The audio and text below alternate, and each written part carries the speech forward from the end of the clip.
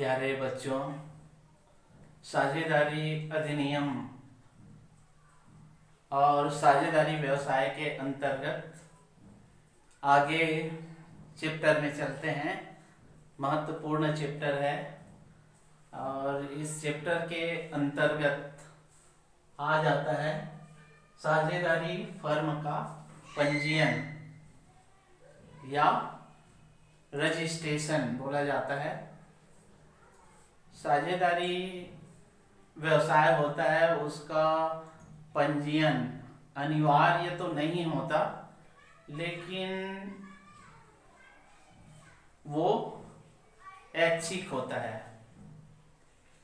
यदि फर्म का पंजीयन या उस साझेदारी व्यवसाय का पंजीयन करा लेता है तो वो वैधानिक रूप से या सुरक्षा की दृष्टि से महत्वपूर्ण माना जा सकता है। बिना किसी पंजीयन के कोई भी साझेदारी व्यवसाय का संचालन एक भविष्य के लिए खतरा पैदा करता है। इसलिए साझेदारी व्यवसाय के लिए पंजीयन करा लेना चाहिए, रजिस्ट्रेशन करा लेना चाहिए।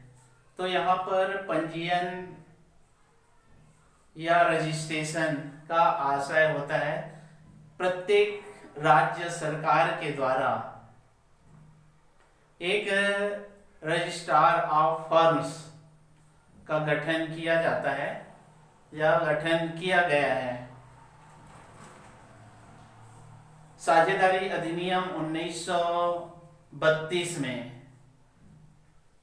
इस रजिस्ट्रार ऑफ फर्म्स का गठन किया गया और 1933 में इसको लागू कर दिया गया।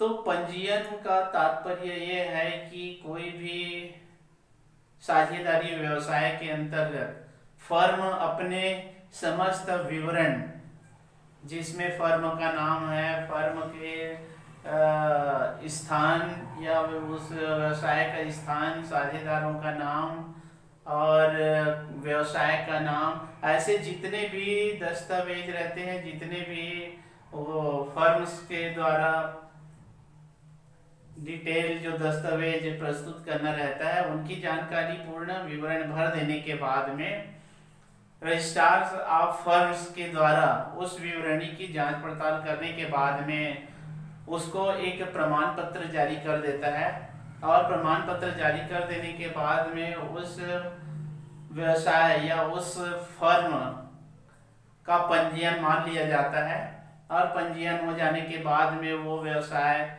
या वो फर्म है आसानी से संचालित किया जा सकता है। तो इस प्रकार से साझेदारी व्यवसाय का फर्म का पंजीयन कराना अनिवार्य तो नहीं है, लेकिन ऐच्छिक भी है। इसके बाद में आगे हम चलते हैं कि पंजीयन कराने के लिए साझेदारी व्यवसाय में या फर्म में पंजीयन कराने की कौन कौन सी विधियां हैं, इसके लिए कौन कौन से औपचारिकताएं पूर्ण करनी होती है, इसको देखते हैं। तो सबसे पहले इसकी पहली जो विधि ये है कि आवेदन पत्र भरना। रजिस्ट्रार ऑफ फर्म्स होता है, वहां से निशुल्क आवेदन पत्र प्राप्त करके उसको पूर्ण रूप से भर कर उसमें दिए गए जितने भी बिंदु है उसको स्पष्ट अक्षरों में भरकर उनकी 2 प्रतियां बनाकर फर्म्स जो होता है रजिस्ट्रार का कार्यालय होता है वहां पर जमा करना पड़ता है। तो आवेदन पत्र का जो प्रारूप रहता है उसमें फर्म का नाम रहता है, फर्म के स्थान का नाम रहता है, समस्त साझेदारों का नाम रहता है, साझेदारों का पता रहता है और व्यवसाय कितने अवधि तक के लिए रहेगा, व्यवसाय कौन सा व्यवसाय संचालित करना है ये रहता है और अन्य नियुक्त जो प्रतिनिधि होते हैं साझेदारों की, उनके नाम और हस्ताक्षर, ये सब आवेदन पत्र भरना पड़ता है पंजीयन कराने के लिए। तो इस प्रकार भरे हुए आवेदन पत्र को रजिस्ट्रार के कार्यालय में जमा करना होता है। उसके बाद में दूसरा जो है फर्म के नाम का चुनाव। समस्त साझेदारों के द्वारा फर्म का नाम का चयन किया जाता है और उस फर्म के नाम को उसको स्पष्ट रूप से उस आवेदन पत्र में भर दिया जाता है। तो इस प्रकार से फर्म का नाम का चुनाव सभी साझेदारों के द्वारा किया जाता है। तीसरा जो आता है वो है शुल्क जमा करना। आवेदन पत्र भर लेने के बाद में या आवेदन पत्र की प्रतिपूर्तियां कर लेने के बाद में एक रजिस्ट्रार के द्वारा नियुक्त जितने भी शुल्क होता है उस निश्चित शुल्क या निश्चित राशि को एक चालान के माध्यम से बैंक के द्वारा उसको जमा कर दिया जाता है और उसकी रसीद प्राप्त कर लिया जाता है। और उस रसीद प्राप्त होने के बाद में फिर आवेदन पत्र के साथ में चस्पा करके या उसके साथ में अटैच या सबमिट करके उसको कार्यालय में जमा करना होता है। तो इस प्रकार से शुल्क जमा करना, पंजीयन शुल्क जो रहता है उसको जमा करना अनिवार्य रहता है। यदि पंजीयन शुल्क जमा नहीं होगा तो आवेदन पत्र को अमान्य कर दिया जाता है या ऐसे आवेदन पत्र के बारे में कोई भी विचार नहीं किया जा सकेगा। तो इस प्रकार से पंजीयन कराने के समय एक निर्धारित शुल्क जमा करना अनिवार्य होता है। उसके बाद चौथा जो आता है वो है आवेदन पत्र की जांच। शुल्क के साथ में आवेदन पत्र जमा हो जाता है और जमा होने के बाद में उस आवेदन पत्र की जांच धारा 58 के अनुसार से उसकी जांच पड़ताल किया जाता है। धारा 58 में दी गई जो भी जानकारी है, क्या उसको वो फर्म या वो संस्था है वो पूर्ण किया है या नहीं किया है, ऐसे उस आवेदन पत्र की जांच पड़ताल कर लेता है और जांच पड़ताल कर लेने के बाद में फिर उसको स्वीकार किया जाता है।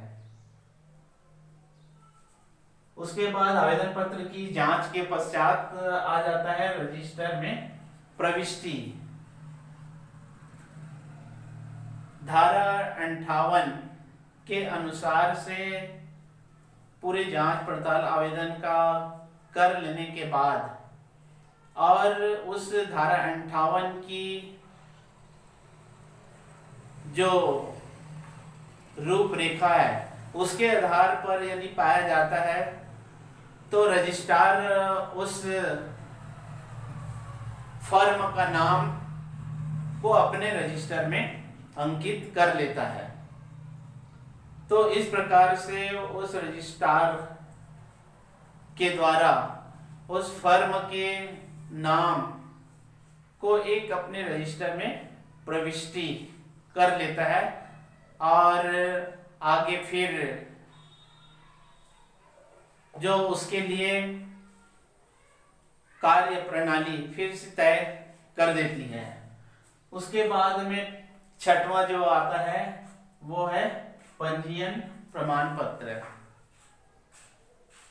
समस्त जो आवेदन पत्र प्राप्त कर लेने के बाद में उसके निरीक्षण जांच पड़ताल के बाद में सही पाए जाने पर उस आवेदन पत्र को सही अगर पाया जाता है, समस्त दस्तावेज सही रहता है, शुल्क जमा हो जाता है, उसके बाद में रजिस्ट्रार जो रहता है वो उस आवेदन पत्र को फाइलिंग करके रखता है ताकि भविष्य के लिए वो काम आ सके।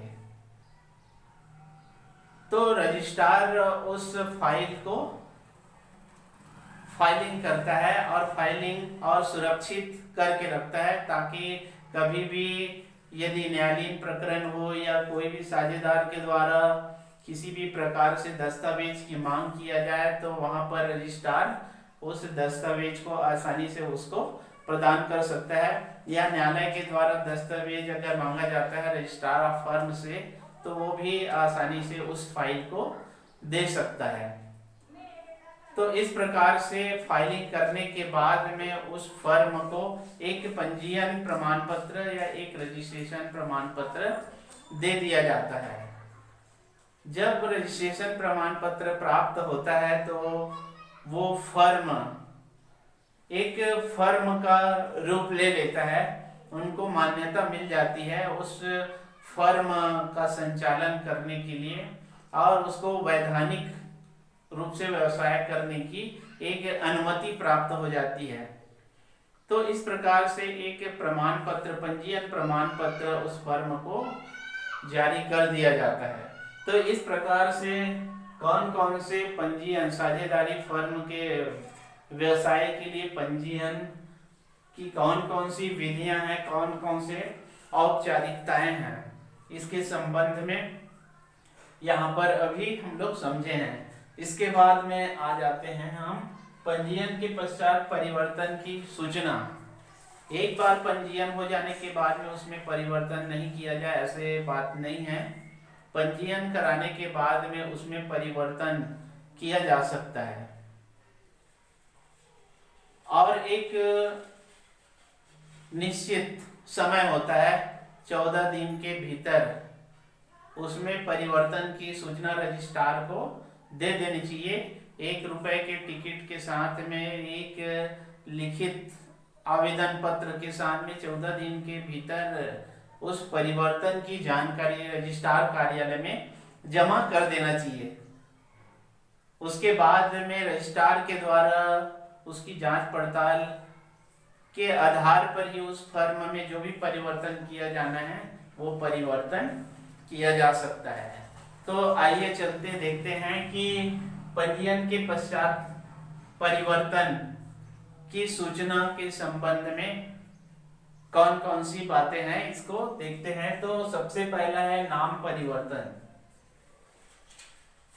यदि किसी भी फर्म का नाम परिवर्तन करना है, जो मुख्य व्यवसाय है उसका नाम में परिवर्तन करना है, तो इसकी जानकारी भी दिया जाना चाहिए, उसकी सूचना रजिस्ट्रार को दिया जाना चाहिए। ये परिवर्तन किया जा सकता है। कोई भी नाम पहले है और उसके बाद में उसमें परिवर्तन किया जाना है, उस व्यवसाय के नाम में परिवर्तन किया जाना है, तो इसकी जानकारी रजिस्ट्रार एवं फर्म को देना जरूरी होता है। उसके बाद में अगला जो परिवर्तन की सूचना देना पड़ता है रजिस्ट्रार में, वो है स्थान परिवर्तन। जब किसी व्यवसाय बंद हो जाता है और नए स्थान में परिवर्तित हो जाता है या नए स्थान में स्थानांतरित हो जाता है, तो उस नए स्थान के पते का जो स्थान का है उसको उसकी सूचना पंजीयन के पश्चात देना जरूरी रहता है। पहले जिस स्थान पर वो व्यवसाय फर्म संचालित थी, अगर वो बंद हो जाता है, बंद हो जाने के बाद में जैसे दूसरे स्थान पर वो चला जाता है, दूसरे स्थान पर वो संचालित होता है, तो ऐसी स्थिति में रजिस्ट्रार एवं फर्म को एक लिखित आवेदन पत्र के साथ में उसको सूचना देना जरूरी रहता है। इसके बाद तीसरा जो है पते में परिवर्तन। जब किसी साझेदार के द्वारा उसका नाम या उनके पता, स्थायी पता पर परिवर्तन अगर करना है, तो इसकी सूचना भी साझेदारों के नाम और उसके स्थायी पता जो के बारे में रजिस्ट्रार को सूचना दिया जाना चाहिए या सूचना दिया जा सकता है। इसके बाद में फिर चौथा जो सूचना देने का है वो है बनावट में परिवर्तन। कोई भी फर्म किस स्थिति में है या उस पर परिवर्तन लाना है, उसके बनावट में परिवर्तन लाना है, पहले कोई दूसरा व्यवसाय था, अब कोई दूसरा व्यवसाय शुरू किया जा रहा है, या वो पहले छोटे रूप में था और अब वो बड़ा रूप में परिवर्तन किया जा रहा है। इस प्रकार से उस फर्म की बनावट, उसके स्वरूप के संबंध में यदि कोई परिवर्तन किया जा रहा है तो इसकी भी सूचना रजिस्ट्रार को एक निश्चित समय में दिया जाना चाहिए, ताकि किसी भी प्रकार के जो असुविधा का सामना न करना पड़े। पांचवा जो है अवयस्क द्वारा परिवर्तन। जब कोई साझेदारी के कुछ वर्ष पहले वो अवयस्क था और अवयस्क होने के बाद में अब उसको वयस्क साझेदार में परिवर्तन किया जा रहा है, या अपने आप को वो साझेदार पूर्ण साझेदार के रूप में, वयस्क साझेदार के रूप में वो जोड़ना चाहता है, या अवयस्क साझेदार उससे हटना चाहता है, तो ऐसी स्थिति में इसकी जानकारी, इसके परिवर्तन संबंधी जानकारी रजिस्ट्रार को इसकी सूचना देना जरूरी हो जाता है। छठवां जो आता है वो है फर्म की समाप्ति। यदि कोई भी फर्म का समापन या समाप्ति करना है तो ऐसी स्थिति में भी रजिस्ट्रार ऑफ फर्म्स को सूचना देना जरूरी होता है। तो ये सारे जो पॉइंट अभी आपको समझाया गया, साझेदारी से संबंधित पंजीयन किस प्रकार से और पंजीयन के पश्चात कौन कौन से परिवर्तन इसमें किया जाना चाहिए, इसके बारे में यहाँ पर आप लोग को समझाया गया है। इसी साझेदारी के संबंध में अब आगे देखते हैं हम पंजीयन न कराने के प्रभाव। कोई भी साझेदारी व्यवसाय के द्वारा अगर पंजीयन नहीं कराता है तो उसका प्रभाव और उससे कौन कौन से परेशानी या कौन कौन से दिक्कत आ सकती है उसके बारे में समझते हैं।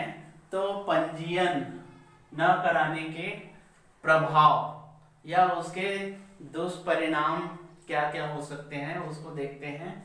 तो पहला है साझेदारों के विरुद्ध अभियोग नहीं। साझेदारी व्यवसाय का अगर पंजीयन नहीं होता है या रजिस्ट्रेशन नहीं कराया जाता है तो ऐसी स्थिति में साझेदारों के द्वारा कोई भी अन्य साझेदार के विरुद्ध कोई भी न्यायालय में दावा आपत्ति या उसके विरुद्ध न्यायालयीन प्रकरण दर्ज नहीं किया जा सकता है, क्योंकि पंजीयन होने के पश्चात ही समस्त जो दस्तावेज है वो रजिस्ट्रार के फाइल में या रजिस्ट्रार के जो रजिस्टर में अंकित रहता है। लेकिन पंजीयन नहीं होने के कारण वहां पर कोई भी दस्तावेज रजिस्ट्रार के पास में प्राप्त नहीं होता।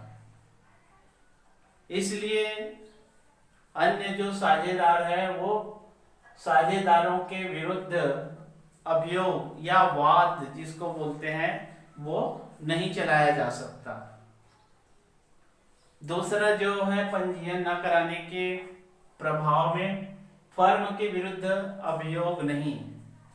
फर्म के विरुद्ध भी किसी भी प्रकार के न्यायालयीन प्रकरण या वाद प्रस्तुत नहीं किया जा सकता, क्योंकि फर्म में सारे साझेदार सामूहिक रूप से सम्मिलित रहते हैं और उनके हट जाने के कारण फर्म बच जाता है, उनका नाम बच जाता है। इसलिए उनके विरुद्ध भी कोई भी कार्यवाही या कोई भी न्यायालयीन प्रकरण नहीं किया जा सकता या उसके बारे में प्रस्तुत नहीं किया जा सकता है। यदि वही अगर पंजीयन करा लेता है तो फर्म के द्वारा कोई भी साझेदारों के विरुद्ध न्यायालयीन प्रकरण दर्ज किया जा सकता है। इसके बाद में तीसरा जो आता है वो है फर्म द्वारा साझेदारों पर अभियोग नहीं। जितने भी साझेदार हैं उनके विरुद्ध फर्म कोई भी न्यायालयीन वाद या न्यायालय के द्वारा कोई भी अभियोग नहीं चलाया जा सकता, क्योंकि वो फर्म जो है पंजीयन नहीं रहता और पंजीयन नहीं होने के कारण रजिस्ट्रार एवं फर्म जो है वहां पर उनका नाम नहीं रहता और नाम नहीं होने के कारण एक रजिस्ट्रार उस पर उचित निर्णय नहीं ले सकता और निर्णय लेने से इनकार कर देता है।